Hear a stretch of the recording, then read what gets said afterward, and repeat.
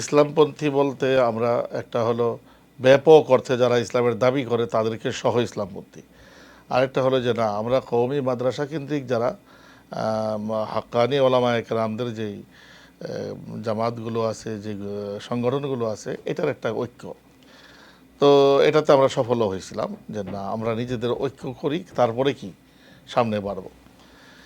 এটা এগোতে এগোতে একটা সময় আমাদের দেখা গেল 5 তারিখের আগেই আমরা নূর হোসেন কাসিমি রহমতুল্লাহ আলাহির গঠন করা এবং আব্দুর রবি ইউসুফি সাহেব এটাকে সব বেশি সময় দিয়ে এটাকে প্রতিষ্ঠা করেছিলেন। সেটা হলো সমমনা ইসলামী দল। একটা রূপ ধরলো সেটা, যে সমমনা ইসলামী দলগুলো স্বাভাবিকভাবেই আমরা আগে থেকেও ছিলাম, এখনও আছি। প্রশ্ন আসছিল তখন যে সমমনা ইসলামী দলের পরিসরটা আরও বড় করা দরকার।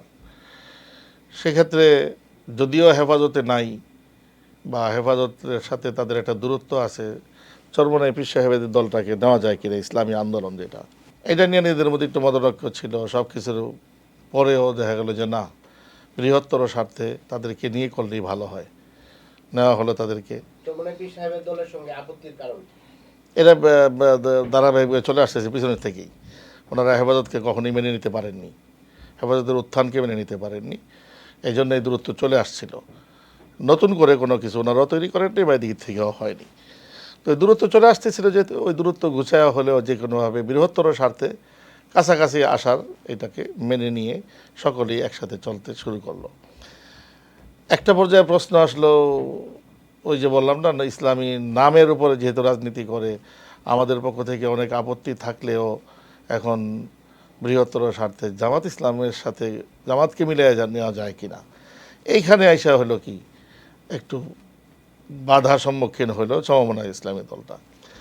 তখন জমিয়ত উলামা ইসলামের একটাই ছিল যে না, আমরা কোনোভাবেই জামাতের সাথে কি করব না, ঐক্য করব না, জোট করব না। আমাদের ঐতিহ্য এটা, এবং আমাদের বড়দের এই সেই হোসেন আহমদ মাদানী রহমতুল্লাহ আলাই থেকে নিয়ে আজকে এতগুলো বছর পর্যন্ত যেটা চলে আসছে, হুট করেই আমরা এটাকে কি বিসর্জন দিতে পারি না। আর যেই প্রশ্নগুলো ছিল সেগুলো কি হয়নি, এখনো সমাধান হয়নি। এই বলে তারপরে কি তাদের সাথে জোট না করার একটা সিদ্ধান্তর তখন বলা হয়েছিল যে আমরা যদি তাদের সাথে জোট করি তাহলে তো আপনারা আছেন, পরামর্শ ক্রমেই আমরা করব, পরামর্শ ছাড়া হুট করে তাদের সাথে গিয়ে মিলে যাব, ব্যাপারটা তেমন না। বিধায় আমরা একসাথে চলতে থাকি, একটা পর্যায়ে যদি যেতে হয় তাও পরামর্শ করে যাব, আর না গেলেও পরামর্শের ভিত্তিতেই যাব না। এরপরেই দেখা গেল পঞ্চম মিটিং বোধ হয়েছিল এটা, এই পঞ্চম মিটিংয়ের পরেই দেখা গেল যে সরোয়ার্দী উদ্যানে জামাত একটি মহাসমাবেশের ডাক দিল। এই মহাসমাবেশে স্বাভাবিকভাবে তাদের অ্যাবিলিটি বেশি, সব দিক দিয়ে বেশি লোকজন আসবে। তো কোনো ধরনের নিজেদের মধ্যে পরামর্শ না করেই পীর সাহেবের দল এবং অন্যান্য দলগুলো, কেউ কেউ নিজে না গেলেও প্রতিনিধি পাঠাইছেন, আর বাকি ম্যাক্সিমামই দলের প্রধানরাই গেছেন ওটাতে, মিছিল সহ গেছেন। এটা ঠিক এক্সিট আমি বলতে পারবো যে আমরা পাইছিলাম কি না, এখন আর আমার মনে নেই। ইনভাইটেশন পাইছি অথবা পাইনি, কোনো যেই অবস্থাই হোক আমরা এটাতে যাইনি। যেদিন প্রোগ্রাম হচ্ছে সেদিন দেখলাম ওটার মধ্যে গোবিন্দ প্রমাণিক বসা,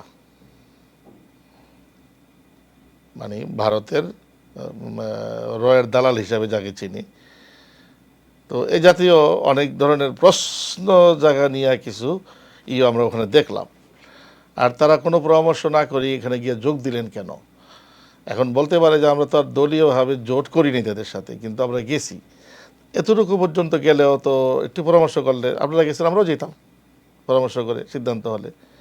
আপনারা গেলেন, আমরা গেলাম না, আমরা কি কারণে গেলাম না এগুলো তো আপনারা জিজ্ঞেস করেননি।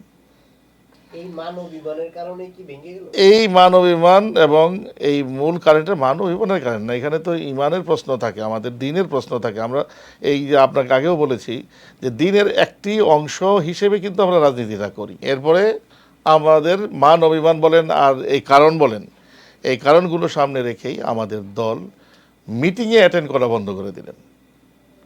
কখনো বলেনি যে আমরা আপনাদের সাথে নাই, অথবা তারাও আরও চেষ্টা করে যে নিবে বা ই করবে, সেটাও আর হয়ে ওঠেনি।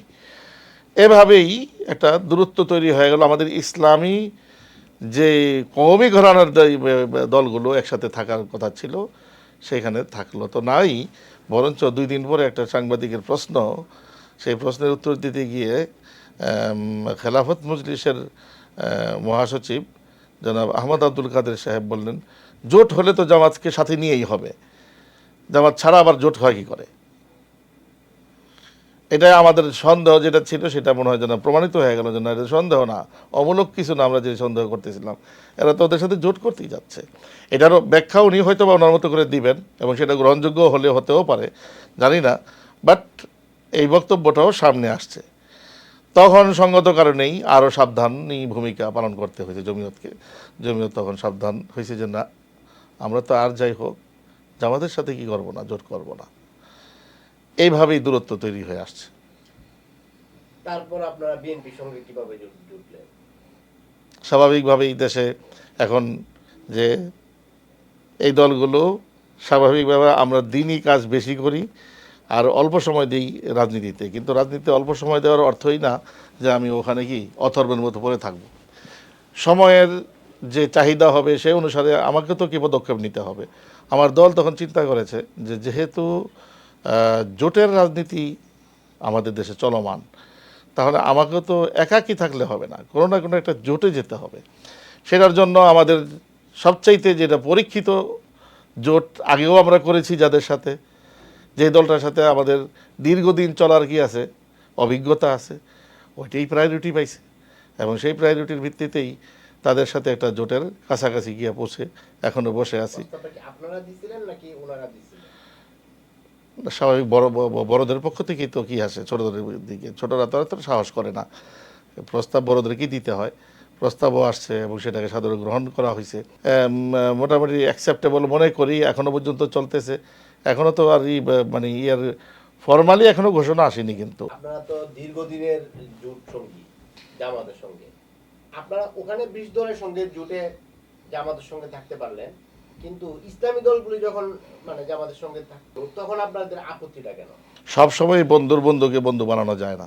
বিএনপির সাথে অনেকের বন্ধুত্ব আছে, আমাদের বন্ধুত্ব ছিল, কিন্তু সবসময়ই বন্ধুর বন্ধুকে বন্ধু বানিয়ে চলতে পারবো ব্যাপারটা এমনটা হয়ে ওঠে না, এই জন্য আমরা পারিনি। ইসলামপন্থী আরেকটা হলো কি, ইসলামপন্থী না, আমরা বিএনপিকে আর এইকে একই পাল্লায় মাপি। কোনোভাবেই ওই দলগুলো কি ইসলামী দল নয়, রাজনৈতিক দল, ওগুলো গণতান্ত্রিক রাজনৈতিক দল, এটাও গণতান্ত্রিক রাজনৈতিক দল। ইসলাম কখনোই এই পন্থায় রাজনীতির দল করে, এই গণতান্ত্রিক প্রক্রিয়ায় ইসলাম কায়েম হয়েছে বা হইতে পারে, বৌদ্ধাজনরা বিশেষ জ্ঞানীরা, ইসলামী জ্ঞানে পারদর্শীরা কখনো এটা মনে করেন না। বিধায় এইখানে দল, সেও গণতান্ত্রিক দল, এটাও কি গণতান্ত্রিক দল। ওখানে যারা জোট করেছে গণতান্ত্রিক দলের সাথে করেছে, আমরাও কি গণতান্ত্রিক দলের সাথে করেছি। আমরা তো জানি এদেশে আওয়ামী লীগ বলেন, বিএনপি বলেন, এরা কোনো শরিয়া কায়েম করার জন্য কি করে না। এই কথাটা বললে দোষ কিসের? দোষ হইল আমরা মুসলমান, আমরা কষ্ট পাই। আমরা যদি বলি যে জামাতের সাথে কেন জোট করতে পারছি না, এটার জন্য এই বিগত সময়ের মওদুদির আলোচনা, মওদুদি বাদের আলোচনাটা আমি একদম করতে চাই না। জামাতের সাথে এই মুহূর্তে রাজনৈতিক দ্বন্দ্বটা কোথায়, অথবা আমরা একমত কেন হতে পারি না, এটার উত্তর চাইলে আমি বলতে পারবো।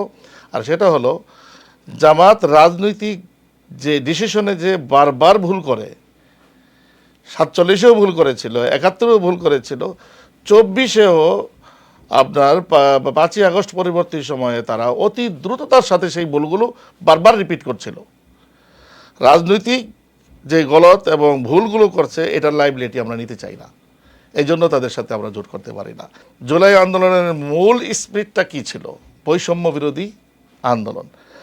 বৈষম্য বিরোধী আন্দোলনের মধ্যে মূল যে চেতনাটা কাজ করেছে সেটা হলো ভারত বিরোধী আন্দোলন। ভারতের 17 বৎসরের যে আধিপত্য আমাদের দেশে, এইটা মানুষ কি মেনে নিতে পারে নাই। এটার বিরুদ্ধেই মানুষ জ্বলে উঠেছে, এখানে ফুঁসে উঠেছে। আর 3 দিনও যেতে পারে নাই বর্তমান যিনি আমির জামাত ইসলামের, তিনি বললেন কি, ভারতের সাথে আমাদের সম্পর্ক উন্নয়ন করতে হবে। এটা যারা এইখানে কি তারাও রক্ত দিয়েছেন, আমরাও রক্ত দিয়েছি। আমার এই প্রতিষ্ঠানের স্টুডেন্টও কি হয়েছে, আপনার শহীদ হয়েছে। আপনার সামনে 250 গুলি ছড়াগুলি তার পিঠের মধ্যে এখনও আমার এখানেই বসা। আমরা খুব মানে রিস্কের মধ্যেই তখন আমরা এটাতে অংশগ্রহণ করেছিলাম, বিধায় ভারত প্রীতিটা তখন আমাদের মানিয়ে নিতে কষ্ট হয়েছে। এর মাত্র 3 দিন পরেই উনি বললেন, এ বারবার ফেসিস্ট ফেসিস্ট বলা আর স্বৈরাচারী বলা এটা আমার পছন্দ হয় না। একই ব্যক্তি। আমি মরা পর্যন্ত, যতদিন আমার মৃত্যু না হবে ততদিন বলবো আওয়ামী লীগ ফেসিস্ট ছিল। সেই অন্ততপক্ষে এই 17 বছর যেটা চোখে দেখেছি আমরা, যেটার মানে আমরা ভোগান্তিতে পড়েছি, সে ফেসিস্ট ছিল, সে স্বৈরাচার ছিল। এরপরে উনি এক সফরে গেলেন, সফর থেকে আসলেন, আসার পরেই আবারও বললেন সকলকে মাফ করে দিলাম। এই যে তিনটে উক্তি, এগুলো আমরা মেনে নিতে পারিনি, আজও পারছি না। আসেন তারপরে, আমাদের খুব আশা ছিল 17 বছর আমরা যারা একসাথে কি হলাম, নিগৃহীত হলাম, নির্যাতিত হলাম, নিপীড়িত হলাম, মজলুম হলাম, আমরা এই দলগুলো, এই মানুষগুলো একসাথে থেকে দেশটাকে গড়ব। সেটার মধ্যে কি জামাত বাহিরে ছিল না। বিএনপি, জামাত এবং ডান বলয়ের যে শক্তি ছিল, এখনও সেটা লালন করি নিজের মধ্যে। যদি এমনটা হতো, দোয়া করি যে সকলে মিলে যদি নিজেদের মধ্যে একটা বোঝাপড়ার সরকার আনা যেত, গণতন্ত্রও থাকলো, বোঝাপড়া সরকারে হলে ডান বলয়ের মানুষগুলো, তাহলে আগামী 20 বছরে বা 25 বছরে আমাদের দেশটা অর্থনৈতিকভাবে অনেক বেশি এগিয়ে যাবে। সামাজিকভাবে মানুষ এই বৈষম্য থেকে বেরোয় আসতে পারবে, এটা আমাদের আশা ছিল। কিন্তু কাদের প্রলোভনে পড়ে জানি না, তারাই ভালো বলতে পারবেন। বিএনপিকে একেবারে মানে চাঁদাবাজ, সন্ত্রাসী আর সবচাইতে খারাপ দল, বরঞ্চ ক্ষেত্র বিশেষে আওয়ামী লীগের চেয়ে বেশি খারাপ, এমনটা বানানোর জন্য এমন কোনো পন্থা নেই, এহেন পন্থা নেই যেটা তারা এখতিয়ার করে নাই। একটা মানুষ অপরাধী, আর একটা হলো তাকে অপরাধী বানানো, দুই জিনিস। যতটুকু করেছে তার লাইবিলিটি তারা নেবে, এতে কোনো আপত্তি নেই। চাড়িয়ে চাড়িয়ে বলে তাকে চাঁদাবাজ বানানোর চেষ্টা করা, নিজ জায়গায় নিজের ভাইয়ের মধ্যে দূরত্ব তৈরি করা, এই কাজটা তারা অদ্যাবধি করে যাচ্ছেন সমান তালে। এতে করে ওই ডান বলয়ের মধ্যে ফাটল ধরল। তাদের চাঁদাবাজকে সাপোর্ট করা বা এই চাঁদাবাজি সন্ত্রাসীকে সাপোর্ট করা আমার উদ্দেশ্য নয়, কিন্তু আপনি যে ডান বলয়ের মধ্যে ফাটল ধরানোর একটি কৃত্রিম ব্যবস্থাপনাকে ইস্টাবলিশ করে ফেললেন। আপনি যে এটার জন্য কি করলেন, ইনভেস্ট করলেন, লোকজন নিয়োগ দিলেন, এবং তারা হর হামেশা এই কাজটা করেই চলেছে। এটাকে মেনে নিতে পারিনি আমরা, যে ডান বলয়ের মধ্যে ভাঙনটা ধরাইলো কারা, তারা যতটুকু না এর চাইতে অনেক বড় নিজেদেরকে ভাবতে শুরু করে। মানে রাতারাতি তো কোনো কিছু চেঞ্জ হয়ে যায় না। আওয়ামী লীগ এবং বিএনপি এই দুইটাই বড় বৃহৎ দল ছিল। হঠাৎ করে জামাতে ইসলাম তো এমনটা হয়ে যায় নাই যে সে এককভাবে নির্বাচন করেই ক্ষমতায় যেতে পারে। আওয়ামী লীগ পারতো এককভাবে, বিএনপিও পারছে এককভাবে, তারা তো পারবে না। তাহলে তারা ওখানে যে ক্ষমতায় যে যাওয়ার যে প্ল্যান করলো, এটার মধ্যে নিশ্চয়ই তাহলে কি করতে হবে, বাহিরের রাষ্ট্রের কোনো না কোনো, তারা মনে করলো যে ইসলামী শক্তি এখন সব এক, সব ইসলামী শক্তি করলেও আমরা কি 1/3 হই না? নামাজি মানুষ মানেই কি না, নামাজি মানুষ তো আওয়ামী লীগই বেশি ছিল। নামাজি মানুষ 5 ওয়াক্ত নামাজ পড়ে নাই, আমরা ইমামতি করি, আমরা জানি। মসজিদের যে মুসল্লি, এর মধ্যে আওয়ামী লীগের নামাজি বেশি, বিএনপির নামাজি বেশি। জামাত ইসলামের রেশিও যদি হিসাব করেন তাহলে কি জামাত ইসলামের বা আমরা হুজুররা বেশি, কিন্তু সংখ্যায় তারা বেশি। তাহলে আপনি এই মানুষ সবগুলা কি অমুসলিম বানাই দিবেন? তাহলে এই ধরনের যে দুর্বিসন্দেহ, সবাই ভোটার না, সবাই জামাতকে ভোট দেয় না, সবাই আমার মতো হুজুরকে ভোট দেয় না, আওয়ামী লীগকে ভোট দেয়, দারুল শীষকে ভোট দেয়, কিন্তু আমাকে ভোট দেয় না। ভোটারের সংখ্যা যদি হিসাব করেন তাহলে আমরা কি 1/3 দূর কি বাত হয়। তাহলে আপনারা সবাই মিলে জামাতকে বাদ দিয়ে দিতেন। হ্যাঁ, জামাতকে বাদ দিয়ে দেবো মানে আমরা সবাই মিলে তো জামাতে চলে গেলাম, অ্যাকসেপ্ট জমিয়ত। ওইটাই তো আমরা জমিয়ত চাচ্ছিল যে আমরা সবাই মিলে আমরা বাদ দেই, কিন্তু উল্টা হলো কি, বৃদ্ধাঙ্গুলি দেখানো হইলো কাকে? জমিয়তকে। তোমরা থাকলে থাকো, না নিলে আমরা গেলাম। ব্যাপারটা তেমন হয়েছে। এতে মূলত এই এই যে ইসলামী শক্তিগুলি এক না থাকার কারণে এখন মনে করেন জমিয়তের মতো আমি এই ইসলামী শক্তি বারবার আপত্তি জানাচ্ছি আপনার এই শব্দটাকে। এগুলি ইসলামী শক্তি না, রাজনৈতিক সংগঠনের দিক দিয়ে আপনি বলতে পারেন রাজনৈতিক শক্তি। আদর্শিক একটা জায়গা। কই আদর্শ? ইসলাম কায়েম করলে তো এই পথে যাওয়াই তো বৈধ না। আপনি যে বলছেন যে ইসলামী শক্তি তো তখন হবে যখন আমি ইসলামের নিয়ম মেনে চলবো। তাহলে রাজনীতির এই গণতান্ত্রিক প্রক্রিয়ায় রাজনীতি করা এবং ক্ষমতায় যাওয়ার চেষ্টা চালানোটাই তো ইসলামী না। তাহলে দলগুলো ইসলামী হয় কি করে? তাইলে জমিয়ত কি ইসলামী দল না? না, ওলামায়ে কেরামের দল। আমরা যেই ইসলামে যে ওলামায়ে কেরাম আছি, এই জন্য এটার নাম দিয়েছি জমিয়ত ওলামায়ে ইসলাম। ইসলামের আলেম ওলামাদের দল এটা। কিন্তু এটা দিয়ে ইসলাম কায়েম হবে, এটা আগেও হয়নি, এখনো হবে না। আসতে হবে আমাদেরকে সাহাবাদের কি সেই তরিকাতে আসতে হবে। গণতান্ত্রিক প্রক্রিয়ায় ইসলাম কায়েম হয় না, ইসলাম টিকিয়ে রাখার একটা চেষ্টা করা যায়। আমরা ইসলামকে টিকিয়ে রাখার যতটুকু আছে এটাকে টিকিয়ে রাখা, এইটার যত চেষ্টা আছে এটা খাই। এখানে তো আমরা কি হাবুডুবু খাচ্ছি। বিএনপির সঙ্গে আপনারা জোটবদ্ধ হতে যাচ্ছি, এখনো যাইনি, আমাদের ডিক্লারেশন আসেনি। আসবে হয়তো, বা আমরা জানি যে এটা খুবই দ্বার প্রান্তে হয়তো বা। তো এই যে জমিয়ত যেভাবে বিএনপির কাছে যেভাবে গেল, জমিয়ত কি তার স্বকীয়তা বিলীন হয়ে যাবে কিনা? না, মোটেও না। লবণ যখন এই এতগুলো খানার মধ্যে লবণ যখন যায়, তখন লবণ গিয়ে ওখানে একটা নিজের ক্রিয়া দেখায়। ওই ক্রিয়ায় মানুষ এটা স্বাদ বাড়ায় দেয়। ওইটা কোনো বিলীন হয়ে যাওয়া বলে না। আমরা যখন যাচ্ছি সেখানে ইনশাআল্লাহ যে ত্রুটিগুলো আছে বিএনপিতে, সেই ত্রুটিগুলো কমায় আনার চেষ্টা করব। আমরা আমাদের ফ্লেভারটা ওখানে কি করব, দেওয়ার চেষ্টা করব। কোনোভাবেই আমরা বিলীন হয়ে যাওয়া শব্দ আমাদের সাথে খাপ খায় না।